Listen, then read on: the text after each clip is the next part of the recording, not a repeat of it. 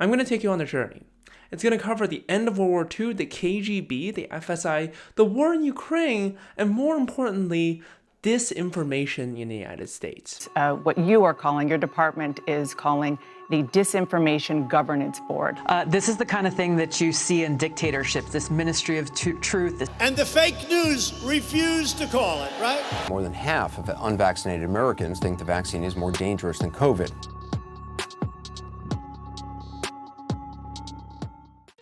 We probably started hearing about disinformation in 2016 when a lot of the evidence or the information regarding Russian disinformation as part of the 2016 presidential campaign took place. New evidence of Russia's determination to interfere in our election. Where politicians were attacking each other in the face of the United States debate about disinformation.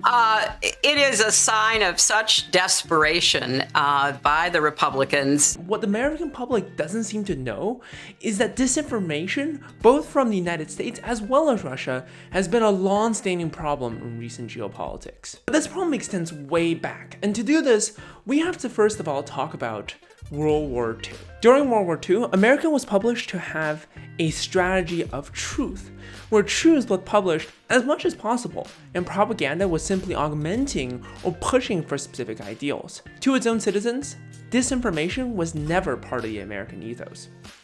However, obviously that wasn't true. In 1943, the War Writers' Board was established, collecting information about the war and publishing facts or fact-adjacent items in a completely independent board, which is funded by the American Treasury. Every month, the War Writers' Board collects editorial services, would send out copies just like the Associated Press, except about quips, information, small writings, anything that could just engage the American public in a way that may not be fully truthful or accurate.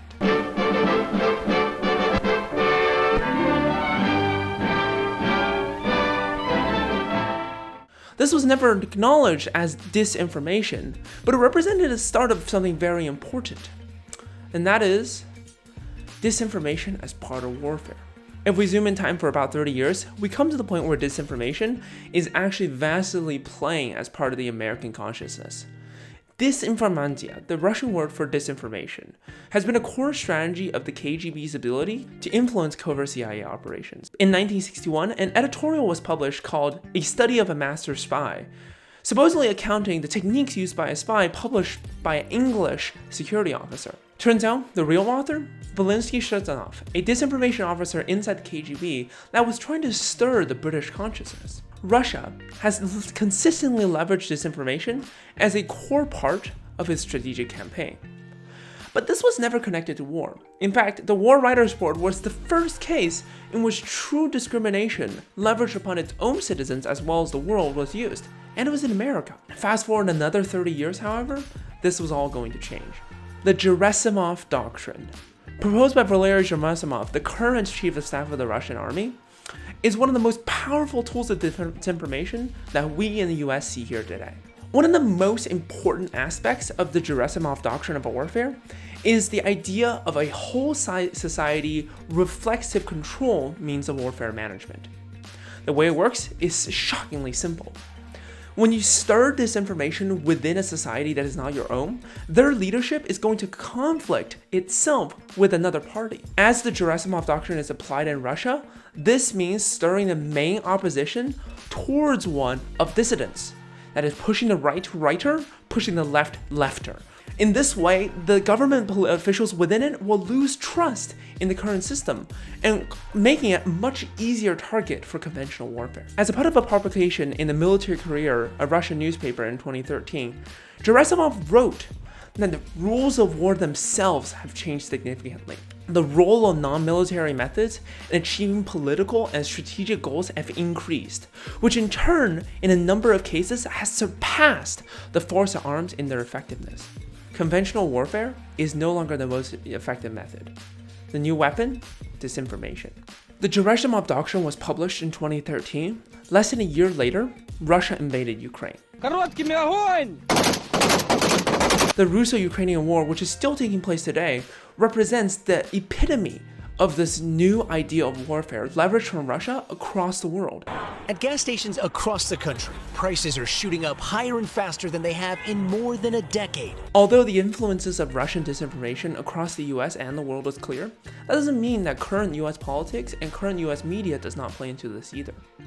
Remember this? There's not a massive coordinated Russian attack that caused directly that incident. Policy researchers Rolla Tolles and Stephen Hutchins from Manchester University write, the role of the US alt-right media in spreading disinformation to US voters was apparent. Even if Russia was sowing the seeds of this disinformation, current media system in the United States helps to amplify it. As part of a press release published by the Department of Homeland Security, the spread of disinformation can affect border security, Americans' trust in our borders, as well as the public's trust in our democratic institutions. It is these reasons why the Disinformation Board was established.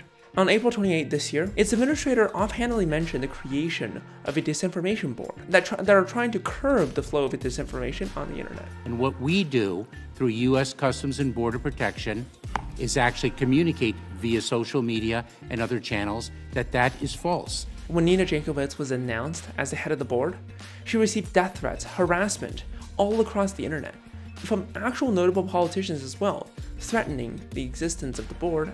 Now attacking her and undermining her credibility with wild conspiracy theories and lies. This disinformation board ironically became the center of a massive disinformation campaign that ripped across and caused the board to be shut down for a review of 75 days. Shortly after, on May 18th, Jankowicz resigned. The 400-word wire from the Associated Press and a 2-hour-long budget report was probably the only sources in which information about the disinformation board could have been found. This, as the press themselves noted, made it an easy target for criticism, and an easy thing for both parties to latch onto as a linchpin. But the way that the Juresimov warfare works is and requires internal dissent and internally manufactured dissent. Whether or not it actually is Russian manufactured, the event itself does not matter. What matters more is how the US government and its internal politics reacts to it.